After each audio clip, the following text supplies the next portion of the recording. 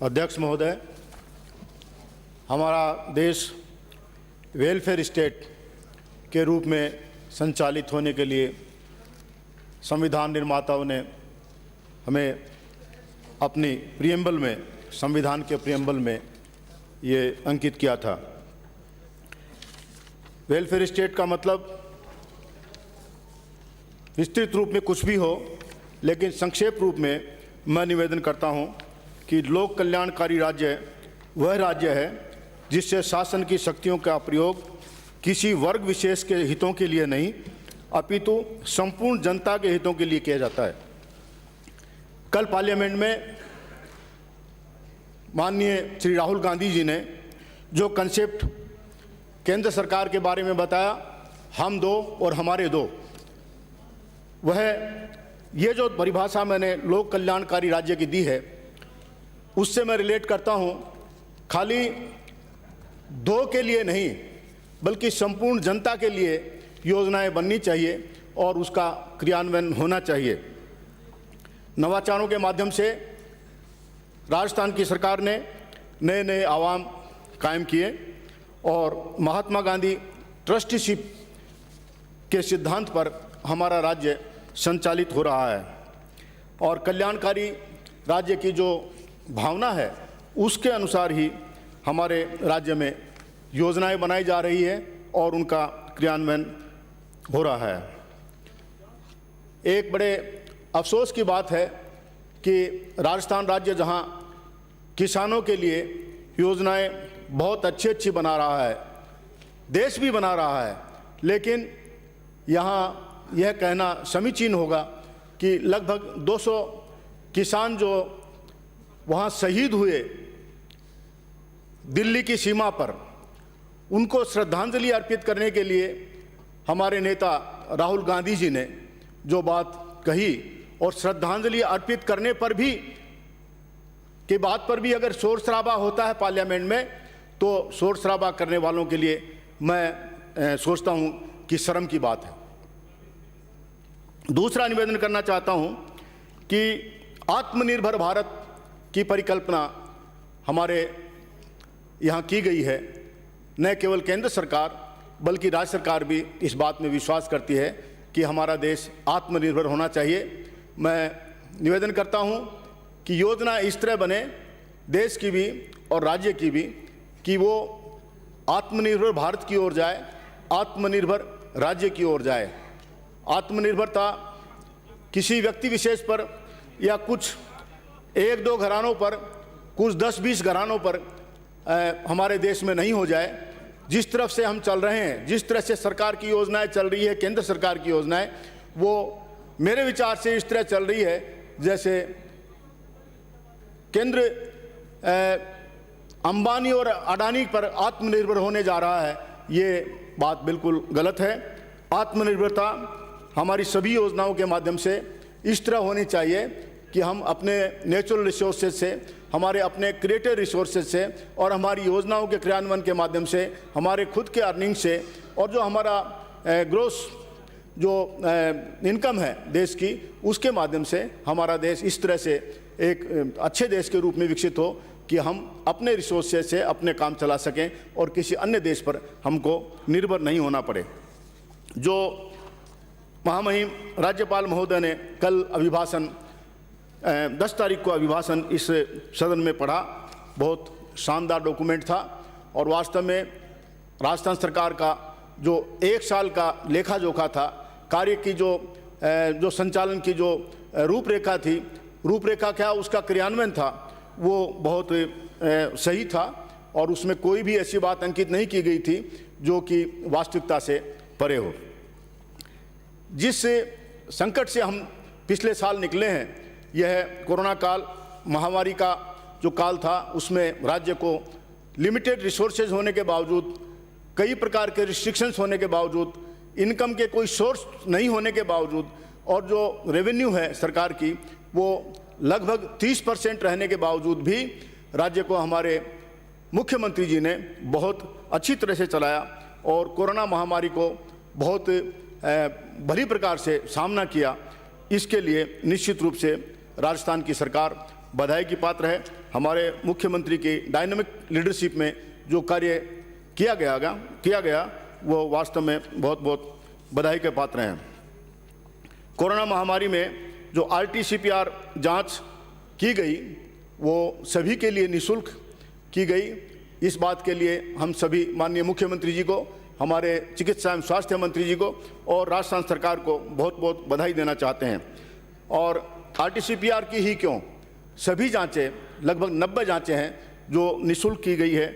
और खाली यहाँ राजधानी में ही नहीं बल्कि लगभग सभी जिलों में उन जांचों की व्यवस्थाएं की गई है, जिससे कि कोरोना महामारी के इस संकट काल में सभी आम आदमी, कोई भी आदमी जिसके पास चार साधन हो चाहे नहीं हो, वो सारी जांचें करा करके और अपना उपचार करा सके, पता लगे कि उसके वास्तव में क्या बीमारी है, जांच से पता लगे उसके शरीर में क्या व्याधि है और उससे वो आगे अपना इलाज करा सके। राज्य सरकार ने 43,000 प्लस आइसोलेटेड बेड्स क्रिएट किए, बनाए, उनकी व्यवस्था की और 3,170 ICU के बेड्स और PPE किट्स की व्यवस्था की, जिससे कि हमारे यहाँ के नागरिकों को जो कोरोना महामारी से जूझना पड़ रहा था उसका हम अच्छी तरह सामना कर सकें। 140 डेडिकेटेड हॉस्पिटल्स, महामारी कोरोना की जो आई उसके लिए एक ऐसी स्थिति हो गई कि सभी हॉस्पिटल्स में अगर मरीजों का कोरोना के मरीजों का इलाज किया जाता था तो निश्चित रूप से वो बीमारी फैलने की ज़्यादा संभावना थी। इसलिए इसके लिए 143 डेडिकेटेड हॉस्पिटल्स और सब सेंटर्स की स्थापना की गई। इसके लिए भी राज्य सरकार को मैं बधाई देना चाहूँगा। 40,000 का जो इंजेक्शन, बहुत भारी कीमत होती है 40,000 आम आदमी के लिए, गरीब आदमी के लिए 40,000 का इंजेक्शन निःशुल्क सभी को लगाने के लिए राज्य सरकार ने, माननीय मुख्यमंत्री महोदय ने अलाउ किया। इसके अलावा 4,000 का जो इंजेक्शन आता है वो सभी लोगों के लिए निःशुल्क किया गया। इसके लिए भी राज्य सरकार का जो कदम है बहुत सराहनीय माना जाएगा। चेस्ट इन्फेक्शन और CT स्कैन की जो जांच थी, जो निःशुल्क सभी हॉस्पिटल्स में राज्य सरकार के द्वारा की गई और आम आदमी को जिसके पास कोई साधन नहीं था वो भी अपने चेस्ट का इन्फेक्शन की जांच निःशुल्क करा सकता था और इसी प्रकार से अन्य जो जांचें हैं वो सारी करा सकता था। प्लाज्मा थेरेपी में राजस्थान राज्य एक अग्रणी राज्य के रूप में देश में सामने आया है और सफलतापूर्वक प्लाज्मा थेरेपी में नाम भी कमाया है और इलाज भी किया गया है। अशोक गहलोत मॉडल और राजस्थान मॉडल के रूप में एक प्रसिद्धि इस राजस्थान राज्य ने पाई, वो एक अच्छे मैनेजमेंट के कारण से पाई और एक इस प्रकार से व्यवस्था जो की गई, इफेक्टिव मैनेजमेंट किया गया, प्रभावी जो व्यवस्था की गई उसके कारण से ये पाया गया। जो मुख्यमंत्री निःशुल्क दवा योजना थी, मुख्यमंत्री निःशुल्क जांच योजना थी, 90 जांचें जो निःशुल्क घोषित की गई थी और जिनका धरती पर क्रियान्वयन किया जा रहा था। इसी प्रकार से आयुष्मान भारत महात्मा गांधी राजस्थान स्वास्थ्य बीमा योजना 30 जनवरी 2021 को जो हमारे राज्य में लागू की गई, उस योजना के लिए निश्चित रूप से राजस्थान सरकार को बधाई देनी चाहिए इस सदन के द्वारा।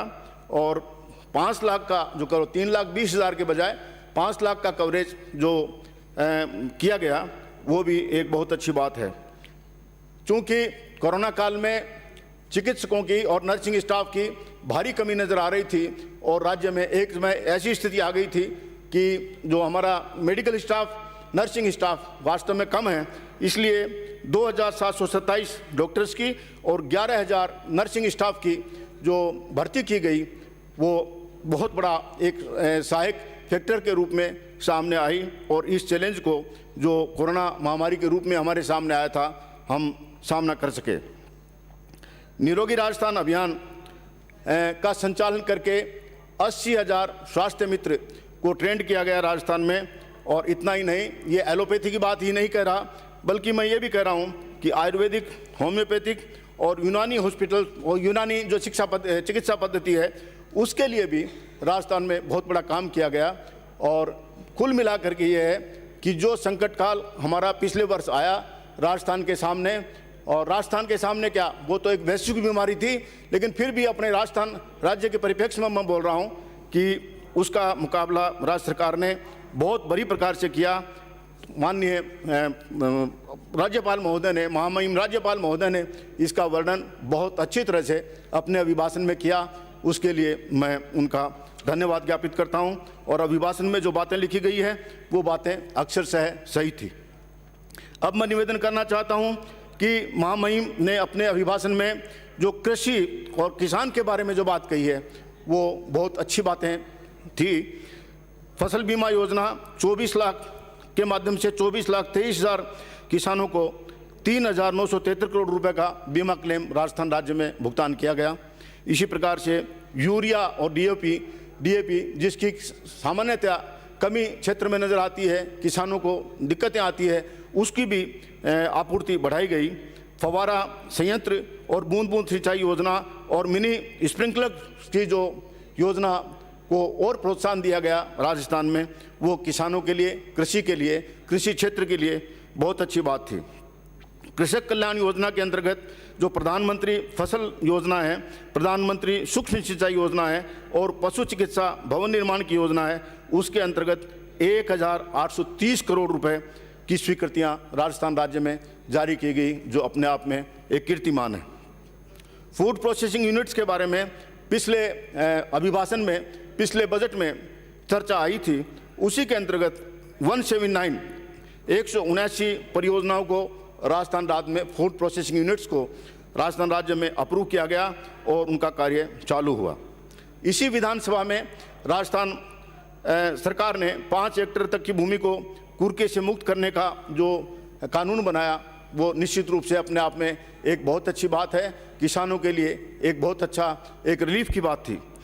इसी प्रकार डार्क जोन लगभग राजस्थान के सभी जिलों में डार्क जोन के कारण से किसानों को जो पानी की दिक्कत आ रही थी, कुएं खोदने की में जो अड़चन आ रही थी और उसके लिए एनओसी प्राप्त नहीं हो रही थी डिस्ट्रिक्ट अथॉरिटीज से, उसको अभी फिलहाल कुछ महीनों पहले ही रिलैक्स किया गया। तो उससे अपना जो भी किसान अपना पानी का सोर्स डेवलप करना चाहे, पानी का ऑगमेंटेशन करना चाहे अपनी खेती की सिंचाई के लिए, उसके लिए भी राज्य सरकार ने बहुत अच्छा काम किया है। 11,000 करोड़ प्लस का अल्पकालीन ऋण राजस्थान में दिया गया, 244 करोड़ का मध्यकालीन ऋण दिया गया और 108 करोड़ का जो दीर्घकालीन ऋण किसानों को दिया गया, वो एक एग्जाम्पलरी काम राज्य सरकार के द्वारा किया गया है। माननीय महोदय, मैं निवेदन करना चाहता हूं सभापति महोदय कि निर्बाध रूप से FIR दर्ज करने का जो काम राजस्थान में हुआ है, एक बहुत सराहनीय काम है। पहले होता ये था कि पीड़ित व्यक्ति थाने में जाता था और वो बेचारा गिड़गिड़ाता रहता था, लेकिन FIR लॉन्च करने का में थाने का जो कर्मचारी है, थाने का इंचार्ज है, कई बार आनाकानी करता था और वो अपराध वहीं दफन हो जाता था, जनता के सामने नहीं आता था और उसको न्याय नहीं मिल पाता था। लेकिन अब जो राज्य सरकार ने, माननीय मुख्यमंत्री महोदय ने, जो हमारे गृह मंत्री भी हैं, उन्होंने जो काम किया है निर्बाध FIR का, कि FIR निश्चित रूप से दर्ज करनी पड़ेगी, वो एक बहुत बड़ा काम है। चाहे संख्या FIR की बढ़ रही हो, लेकिन वास्तव में लोगों को न्याय मिल रहा है और अपराध पर निश्चित रूप से नियंत्रण हो रहा है। अपराधी को ये अब पता लग गया है कि कोई भी अपराध वो करेगा तो उसकी FIR भी दर्ज होगी, उसका इन्वेस्टिगेशन भी होगा और वो जेल में भी जाएगा और उसको सज़ा भी माननीय न्यायालयों के द्वारा मिल सकती है। महिलाओं पर जो अपराध गठित हो रहे थे, उसके लिए राजस्थान में महिला अपराध अनुसंधान इकाइयाँ स्थापित कर दी गई है और विशेष जोर दिया जा रहा है कि महिलाओं के खिलाफ किसी प्रकार का कोई अत्याचार नहीं हो और ये राज्य सरकार के द्वारा विशेष रूप से जोर दे करके ये इकाइयाँ स्थापित की गई है। 30,000 पुलिस मित्र बनाए गए हैं ताकि पुलिस को सही समय पर सही खबर मिल सके और वो जो पुलिस मित्र है वो अपने अपने जो बीट्स के जो कांस्टेबल्स हैं या दूसरे जो अधिकारी हैं पुलिस के, उनको सही सूचना समय पर दे सकें। ये हुई FIRs की और अपराध जगत की बात। अगर मैं विद्युत की बात करूं तो राजस्थान में सुपर क्रिटिकल तापीय विद्युत परियोजना बनाई गई है, जो कि एक बहुत बड़ा कीर्तिमान है। इसी प्रकार अक्षय ऊर्जा, सोलर ऊर्जा, पवन ऊर्जा, बायोमास ऊर्जा के क्षेत्र में भी राजस्थान में बहुत सराहनीय काम किया गया है। माननीय महामहिम महोदय ने इन ऊर्जा के क्षेत्र में जो सराहनीय कार्य राजस्थान में हुआ है, उसकी भूरी भूरी प्रशंसा की है, जो कि एक वास्तविकता है। राजस्थान में 400 केवी का 1, 200 केवी के 3 और 132 केवी के 19 जो जीएसएस बनाए गए हैं और 33 केवी के 387 जो सब स्टेशन स्थापित किए गए हैं, वो भी अपने आप में जो गत वर्षों की जो परफॉर्मेंस थी कई सालों की, उनमें ये जो साल है ये एक बहुत अच्छा साल रहा है। 1 अप्रैल 2023 तक पूरे राज्य में किसान को अपनी खेतीबाड़ी की सिंचाई करने के लिए दिन में बिजली दी जाएगी। ये एक बहुत बड़ा संकल्प राजस्थान सरकार ने लिया है।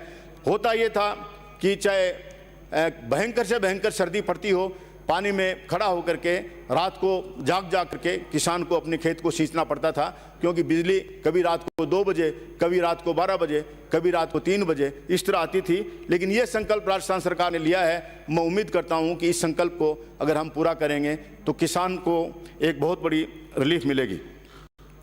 स्मार्ट ट्रांसमिशन नेटवर्क और असेस मैनेजमेंट सिस्टम राजस्थान में पावर सेक्टर में लागू कर दिया गया है, जो कि एक बहुत बड़ा अच्छा कदम है। इसकी मैं भूरी प्रशंसा करना चाहूँगा। और रही बात रोजगार के क्षेत्र की, तो 31,000 शिक्षकों की भर्ती के लिए 25 अप्रैल 2021 को हमारे यहाँ रीट की परीक्षा आयोजित होने जा रही है। 31,000 शिक्षकों का मतलब हुआ कि एक बहुत बड़ा बेरोजगार वर्ग जो हमारे सामने एक बहुत बड़ी समस्या है, उनको एक बहुत बड़ा रिलीफ मिलेगा। कम से कम 31,000 टीचर्स की नौकरी जो लगेगी, तो 31,000 का मतलब हुआ कि 31,000 परिवारों को अपना एक रोजगार का अवसर मिलेगा। महात्मा गांधी राजकीय विद्यालय जो अंग्रेजी होता ये था कि पब्लिक स्कूल्स का जो कंसेप्ट है उसको ध्यान में रखते हुए आम आदमी ये हमेशा सोचता था कि मेरे बच्चे अंग्रेजी माध्यम के स्कूल में नहीं जा रहे हैं। इस बात को ध्यान में रखते हुए राज्य सरकार ने महात्मा गांधी राजकीय विद्यालयों की स्थापना की है और 168 ब्लॉक्स में ये स्थापना हो चुकी है। मेरे यहाँ भी अपने विधानसभा क्षेत्र में मुझे खुशी है यहाँ अंडरलाइन करते हुए कि 2 महात्मा गांधी विद्यालय बड़ी सफलतापूर्वक संचालित हो रहे हैं। इसी प्रकार 38 नए कॉलेज स्थापित किए। वैसे 2 साल में 88 कॉलेज राजस्थान सरकार ने नए स्थापित किए हैं, जो एक अपने आप में बहुत बड़ी बात है। गत वर्ष भी 38 कॉलेज जो नए स्थापित किए गए हैं। मैं अंडरलाइन करना चाहूँगा और यहाँ उल्लेख करना चाहूँगा कि मेरे विधानसभा क्षेत्र में भी चिड़ाव में राजकीय महाविद्यालय राज्य सरकार ने खोला है और वो न केवल चालू हो गया है बल्कि बहुत सफलतापूर्वक भारी संख्या में छात्र छात्राएँ उसमें एडमिशन लेकर के लाभ प्राप्त कर रहे हैं। संस्कृत शिक्षा और तकनीकी शिक्षा के क्षेत्र में भी बहुत अच्छा कार्य राज्य सरकार ने किया। इसके लिए महामहिम राज्यपाल ने अपने भाषण में विशेष रूप से इस बात को उल्लेख किया है। 15 अक्टूबर माननीय सभापति महोदय, 15 अक्टूबर 1955 को राजस्थान में राजस्थान टेनेंसी एक्ट 1955 लागू हुआ था और इस बात को ध्यान में रखते हुए एक अच्छा स्टेप लेते हुए हमारे यहाँ निर्णय लिया गया है कि 15 अक्टूबर को राजस्व दिवस के रूप में मनाया जाएगा। ये एक किसानों के लिए भी ठीक होगा, रेवेन्यू मशीनरी के लिए भी ठीक होगा और लेजिस्लेटर के क्षेत्र में भी एक अच्छा कदम माना जाएगा। 265 तहसीलों को ऑनलाइन कर दिया गया है और घर बैठे कोई भी व्यक्ति अपने तहसील के संबंध में सूचना चाहे, रेवेन्यू एडमिनिस्ट्रेशन के संबंध में सूचना चाहे, रेवेन्यू रिकॉर्ड के रूप में सूचना चाहे, तो वो घर बैठे सूचना प्राप्त कर सकता है। ई मित्र मोबाइल ऐप्स और ऑनलाइन पोर्टल के माध्यम से ई हस्ताक्षरित जमाबंदी, गिरदावरी, नामांतरण और नक्शे आदि जो डॉक्यूमेंटेशन का कार्य है वो आसानी से व्यक्ति प्राप्त कर सकता है। बहुत मामूली सी फीस है, वो जा कर के अपना कोई भी डॉक्यूमेंट चाहे वो प्राप्त कर सकता है। पहले इसके लिए चक्कर काटने पड़ते थे, वो चक्कर काटने की किसान को ज़रूरत नहीं पड़ेगी, भूमि जो काश्त करता है उसको ज़रूरत नहीं पड़ेगी। कई बार क्या होता है कि फैमिली के इंटरेस्ट में या अपने नेचुरल लव एंड अफेक्शन के कारण से एक व्यक्ति दूसरे के हित में अपना हक त्याग करता है और हक त्याग करने का एक कोई बहुत बड़ा कोई उसमें लोभ नहीं होता, कोई वास्तविक ट्रांसफ़र नहीं होता। ट्रांसफ़र तो जिसके पास ज़मीन है या प्रॉपर्टी है उसके पास ही रहती है। राज्य सरकार ने इस बात पर विचार करके हक त्याग पर स्टाम्प शुल्क जो है वो समाप्त कर दिया है। एक बहुत अच्छी बात है, उससे लिटिगेशंस कम होंगे और रिकॉर्ड का सही दृष्टिकरण होगा। कई बार बहनें अपने भाई के हक में करती है तो उसमें एक नेचुरल लव और अफेक्शन है और वो हक त्याग करने पर पहले शुल्क लगता था, स्टाम्प ड्यूटी लगती थी, वो स्टाम्प ड्यूटी समाप्त कर दी गई है।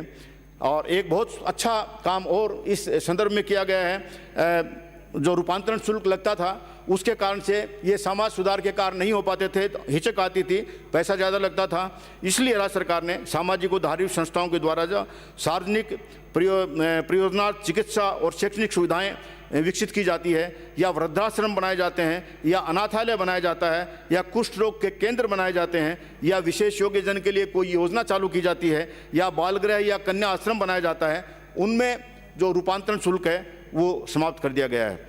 गौशालाओं के लिए और गौ संरक्षण के लिए एक बहुत अच्छी योजना राजस्थान में लागू की है, वो सराहनीय बात है। 571 पशु चिकित्सा केंद्र मेरे विचार से ऐतिहासिक है। 571 पशु चिकित्सा केंद्र राजस्थान में खोले गए हैं, ये भी एक उल्लेखनीय बात है। गत 2 वर्षों में 81,893 युवाओं को रोजगार दिया गया है और 50,865 पदों के लिए अभी भर्ती प्रक्रिया चालू है। इस प्रकार जो घोषणा हमने अपने बजट में की थी पिछले में, उसी परिप्रेक्ष्य में एक सकारात्मक सोच के साथ, सकारात्मक कदम के साथ, अच्छे निर्णय के संकल्प के साथ में जो राज्य सरकार आगे बढ़ रही है, उससे 81,893 युवाओं को रोजगार दिया जा चुका है। 50,865 जो भर्ती प्रक्रिया चल रही है, उससे उन 50,865 परिवारों को और लाभ मिलेगा, युवाओं को और लाभ मिलेगा। राष्ट्रीय खाद्य सुरक्षा के अंतर्गत नेशनल पोर्टेबिलिटी लागू कर दी गई है और वन नेशन वन कार्ड के कंसेप्ट के अंतर्गत 95% जो काम है वो पूरा हो चुका है। राजस्थान जन आधार और जन कल्याण पोर्टल हमारे यहाँ चालू हो चुका है। नए उद्योग, जगह जगह पर नए उद्योग स्थापित हुए हैं। जो पुराने उद्योग थे, सिकनेस थी, उनको डेवलप किया गया है। दिल्ली मुंबई जो औद्योगिक कॉरिडोर है परियोजना, उसके अंतर्गत स्पेशल इन्वेस्टमेंट रीजन की स्थापना की गई है और वन स्टॉप शॉप के अंतर्गत बोर्ड ऑफ इन्वेस्टमेंट व राजविलास पोर्टल की स्थापना की गई है। और मुख्यमंत्री लघु उद्योग प्रोत्साहन योजना भी बहुत अच्छा एक सराहनीय कदम उठाया गया है। बाड़मेर रिफाइनरी योजना का जो कार्य है वो बहुत द्रुत गति से चल रहा है। इससे राजस्थान राज्य का विकास होगा और आर्थिक लाभ राजस्थान राज्य को मिलेगा, जिसका अंततोगत्वा हमारी योजनाओं के क्रियान्वयन में फायदा होगा। सभापति महोदय, मैं सामाजिक सुरक्षा के जो बिंदु है उस पर भी प्रकाश डालना चाहूँगा। सामाजिक सुरक्षा के अंतर्गत 83,85,000 पेंशनर्स प्रति माह हमारे राज्य में पेंशन प्राप्त कर रहे हैं। इन पेंशनधारियों के अलावा भी बीपीएल और स्टेट बीपीएल, अंत्योदयी, निराश्रित, असहाय लोगों को और स्ट्रीट वेंडर्स को 3,500 रुपये प्रति व्यक्ति की दर से 1155 करोड़ रुपए का वितरण, ये जो कोरोना महामारी थी उस पीरियड में राज्य सरकार द्वारा किया गया है, जो हमारे कल्याणकारी राज्य की जो भावना है उसको पोषित करता है। सिलिकोसिस पीड़ितों के पुनर्वास के लिए योजना बनाई गई है और SC, ST, OBC, अति पिछड़ा वर्ग, आर्थिक रूप से पिछड़ा वर्ग, विमुक्त जनजाति के छात्र छात्राओं को तथा अल्पसंख्यक वर्ग के छात्र छात्राओं को छात्रवृत्तियां दी जा रही है। राज्य के कुल 3,260 जो पंजीकृत मदरसे हैं उनके माध्यम से भी हमारे 1,92,000 छात्र छात्राएँ लाभान्वित हो रही है। साथ ही मैं ये भी निवेदन करना चाहता हूँ कि सहरिया, खेरवा, कठौड़ी आदि के कल्याण के लिए अनेक प्रकार की योजनाएं राजस्थान राज्य में क्रियान्वित हो रही है। कुसुम योजना, समेकित बाल विकास परियोजना, प्रधानमंत्री मातृ वंदना योजना, गर्भवती और धात्री महिलाओं के कल्याण के लिए जो योजनाएं हैं राजस्थान में जो अच्छी तरह चल रही है, उसकी सराहना भी माननीय राज्यपाल महोदय ने, महामहिम राज्यपाल महोदय ने अपने अभिभाषण में की है, जो वास्तविकता है। ग्रामीण और शहरी विकास परियोजनाएं जो महामहिम ने अपने अभिभाषण में अंडरलाइन की है, उनके बारे में संक्षेप में मैं निवेदन करना चाहता हूं। ग्रामीण विकास और पंचायती राज की जो योजनाएं हैं वो अच्छी तरह से संचालित हो रही है, उसकी भूरी प्रशंसा अभिभाषण के माध्यम से महामहिम ने की है। महात्मा गांधी नरेगा योजना के माध्यम से हमारे राज्य में लगभग 34 करोड़ मेंडेज मानव दिवस की संरचना की जा चुकी है। उससे ग्रामीण क्षेत्रों में जो हमारे बेरोजगार लोग थे उनको रोजगार मिला है और हमारी जो अपनी असेट्स हैं उनका भी क्रिएशन हुआ है। एक गांव एक काम योजना के अंतर्गत चारागाह विकास, मॉडल तालाब, शमशान और कब्रिस्तान तथा खेल के मैदान विकसित किए जा रहे हैं। इस योजना के अंतर्गत 42,468 काम स्वीकृत किए गए, जिनमें 11,615 काम पूरे हो चुके हैं। 1 मिनट लूँगा सर, 1 मिनट पूरा कर रहा हूँ। स्वयं सहायता समूह के माध्यम से 1,84,000 रोजगारों का सृजन किया गया है और स्वयं सहायता समूह और भी अधिक राज्य में बनाए जा रहे हैं। 14वें और 15वें वित्त आयोग और स्टेट फाइनेंस कमीशन के से जो आय प्राप्त हो रही है उनका राज्य में बहुत अच्छा सदुपयोग किया गया है। ये मेंशन महामहिम ने अपने अभिभाषण में किया है। राजीव गांधी जल संचय योजना के अंतर्गत 18,000 कार्य राजस्थान में स्वीकृत किए गए हैं। स्वच्छ भारत मिशन की योजना का अच्छी तरह लागू किया जा रहा है। एक बात और कहना चाहूँगा, इंदिरा रसोई योजना 20 अगस्त 2020 को जो लागू की गई, 8 रुपये में अच्छा खाना जो दिया जा रहा है, उसके लिए राज्य सरकार की जो कल्याणकारी योजना है वो एक उसका मैं सराहना करना चाहूँगा। इसमें 12 रुपये की सब्सिडी है प्रति थाली और अन्य सुविधाएं भी राज्य सरकार के द्वारा दी जा रही है। अंत में मैं सभापति महोदय निवेदन करना चाहता हूँ कि स्मार्ट सिटी योजना के अंतर्गत जयपुर, कोटा, अजमेर और उदयपुर शहरों का बहुत अच्छा इंटीग्रेटेड डेवलपमेंट हो रहा है और हमारी हेरिटेज को बचाते हुए जयपुर सिटी में जो अंडरग्राउंड जो हमारी अभी जो मेट्रो संचालित हुई है उसकी भी मैं सराहना करना चाहता हूँ। शहरों में जलापूर्ति की सीवरेज की योजना, उद्यान डेवलपमेंट की योजना, हेरिटेज संरक्षण की योजना के 61 कार्य राजस्थान में चालू किए गए हैं। 29 अंतर्राष्ट्रीय और राष्ट्रीय पदक विक्रेताओं को जो हमारा आउट ऑफ टर्म उच्च पदों पर नियुक्ति की गई है वो भी एक बहुत अच्छा काम है। अनेक आरओबी और आरयूबी जो किए गए हैं वो भी एक बहुत अच्छा काम है। 52 न्यायालयों को अपग्रेड किया गया है या नए न्यायालय बनाए गए हैं, वो भी एक मैं कहना ये चाहता हूँ सभापति महोदय कि महामहिम का जो अभिभाषण है वो बिल्कुल सत्य भाषण है और सत्य अभिभाषण है और राजस्थान सरकार ने बहुत अच्छा काम किया है। मैं इस अभिभाषण के समर्थन में अपनी बात कहता हूँ। बहुत बहुत धन्यवाद। Thank you very much.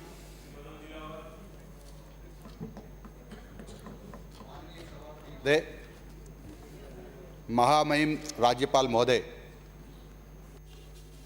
सदन में 10 तारीख को पधारे, उन्होंने अपना अभिभाषण पढ़ा।